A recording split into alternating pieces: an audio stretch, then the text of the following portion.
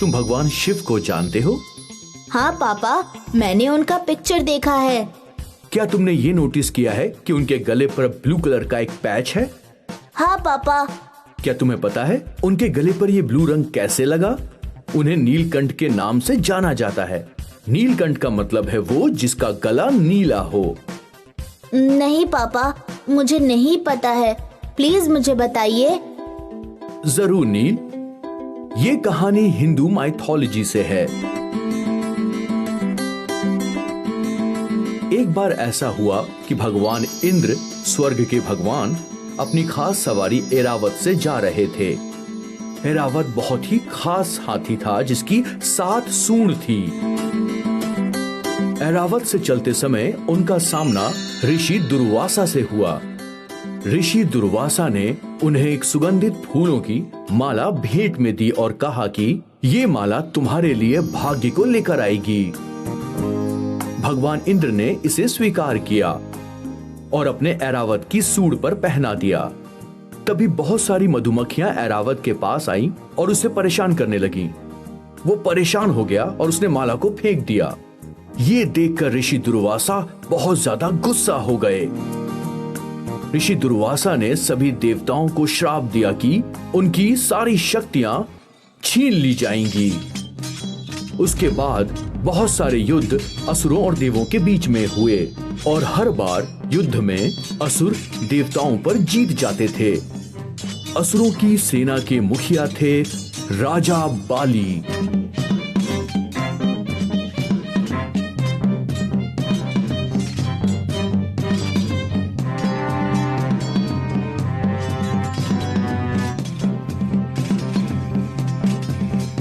सारे देवगण भगवान विष्णु के पास पहुंच गए।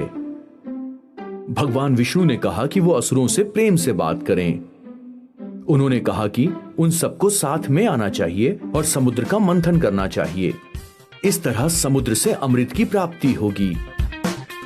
दोनों उस अमृत को बांट सकते हैं।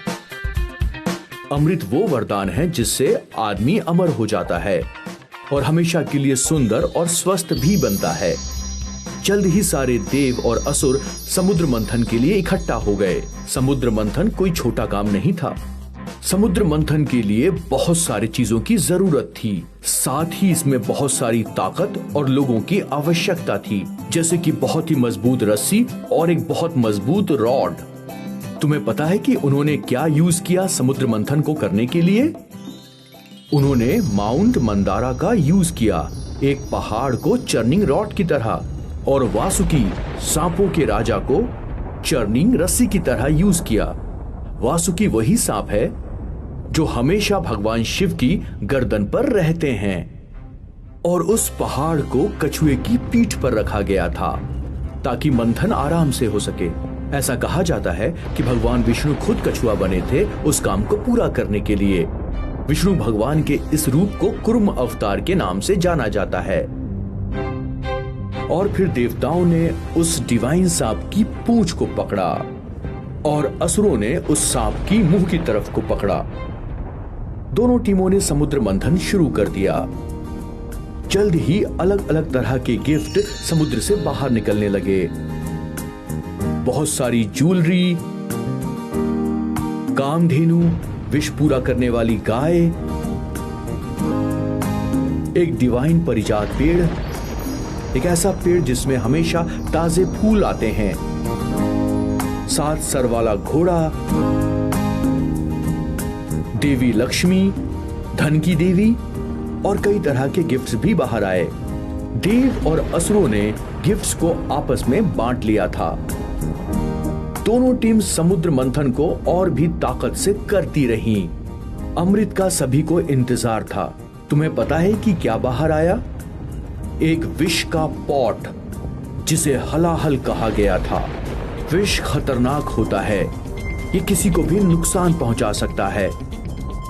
हर कोई जो समुद्र मंथन कर रहा था वो बहुत ही भयभीत और चिंता में था। उन्हें पता नहीं था कि विष के साथ क्या करना है। फिर देवों ने मदद के लिए भगवान शिव को याद किया। भगवान शिव बहुत स्ट्रांग हैं। उन्होंने खुद विष को पी लिया ताकि दुनिया सुरक्षित रह सके और किसी को नुकसान ना पहुंचे। हालांकि भगवान शिव बहुत ताकतवर थे और विष उनको नुकसान नहीं पहुंचा सकता था, फिर भी भगवान शिव को बहुत तेज दर्द हुआ। तभी माता पार्वती ने अपना हाथ उनकी गले पर रखा और दर्द को रोक दिया।